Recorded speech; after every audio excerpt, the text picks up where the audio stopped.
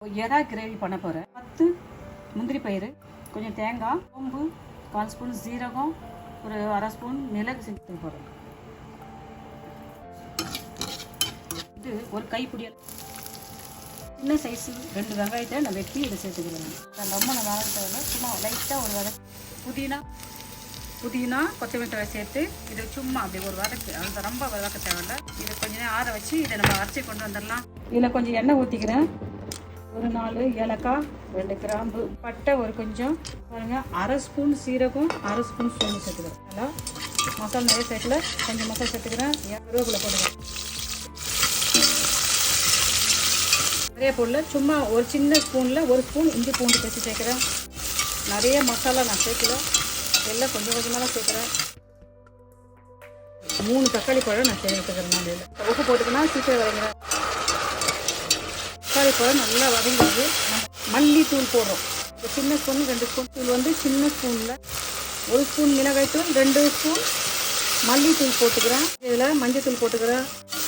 மசாலாலாம் அழகாக வதங்கிடுது. க்ளீன் பண்ணி வச்சுருந்தேன் ஒரு 1/2 கிலோ எறாவே நான் இதில் சேர்த்துக்கிறேன். எறாவை நான் இதில் போட்டுக்கிறேன். நம்ம வதக்கி அரைச்சதில் அந்த மசாலாவை நான் இதில் ஆட் பண்ணிக்கிறேன். இதை கூட கொஞ்சம் தண்ணி கலந்து நம்ம இதில் ஊற்றிக்கலாம். அந்த மிக்ஸி ஜாரை கழுவி இதில் ஊற்றிக்கலாம். திட்டமாக தண்ணி வச்சுங்க. உப்பு திட்டமாக சேர்த்துங்க. நம்ம ஏற்கனவே இதை வதக்கக்குள்ளே தக்காளி வெங்காயம் வதக்கக்குள்ளே கொஞ்சம் உப்பு சேர்த்துக்கிறோம். ஸோ அதனால் உப்பு பதம் பார்த்துட்டு சேர்த்துங்க. கொஞ்சம் கொத்தமல்லி புதினா தழை கொஞ்சம் போட்டுக்கிறோம். இதில் போட்டு அப்படியே இதை கொஞ்சம் மிதமான சூட்டில் நம்ம இதை வேக வைக்கணும். கொஞ்சம் இதை அப்படியே மிதமான சூட்டில் கொஞ்சம் வேகட்டும். ஒரு 5 நிமிஷம் கழிச்சு எடுக்கும். பாருங்க, உருளைக்கிழங்கு நான் இதில் போடுறேன். 3 உருளைக்கிழங்கு நான் இதில் போட்டுக்கிறேன். உருளைக்கிழங்கு போட்டு சும்மா அப்படியே வச்சுட்டு கொஞ்சம் கொதிக்க வைக்கிறேன். மூடி போட்டு வேக வைக்கிறேன். எறாவில் நான் நிறைய மசாலா போடாதே சிம்பிளாக வதக்கிறேன். பாருங்கள், இங்கே பாருங்கள், 1/2 ஸ்பூன் மிளகாய்த்தூள், 1/4 ஸ்பூன் மஞ்சத்தூள், இது வந்து 1/2 ஸ்பூன் சின்ன சீரகத்தூள், 1/2 ஸ்பூன் பெரிய சீரகத்தூள், மிளகுத்தூள் 1/4 ஸ்பூனு, மல்லித்தூள் 1 ஸ்பூன் சின்ன ஸ்பூன் பயன்படுத்தும். சும்மா உப்பு. இதில் ஒன்று வந்து கரம் மசாலா சேர்க்கல, இஞ்சி பூண்டு பேஸ்ட் சேர்க்கல, சிம்பிளாக வதக்க போகிறேன். எண்ணெய் ஊற்றிக்கலாம்.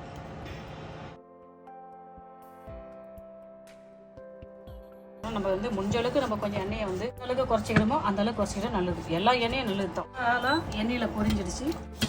எறாவை சேர்த்துக்கலாம். நம்ம இது தண்ணி எதுவுமே ஊற்றலை, இதுலேயே நம்ம எறாவை வறக்கும்.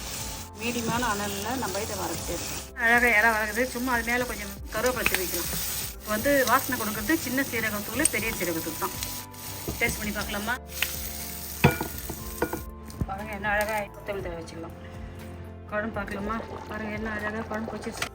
டேஸ்ட் பண்ணி பார்க்கலாமா? அம்மா இது மேலே அழகாக கொஞ்சம் கொத்தமல்லி தழை தூவிடலாம். எறா கிரேவி, எறா வறுவல் ரெடி ஆகிடுது. இது கூட நம்ம உருளைக்கிழங்கு போட்டுக்கிறோம். நீங்கள் இந்த உருளைக்கிழங்கு கூட ஒரு முருங்கைக்காய் கூட வெட்டி போட்டால் சூப்பராக இருக்கும். எறா பிரியாணி ரெடி, எறா வறுவல் ரெடி, கிரேவி ரெடி. நீங்களும் ட்ரை பண்ணி பார்த்துட்டு உங்கள் கமெண்ட் எனக்கு சொல்லுங்கள். தேங்க்யூ.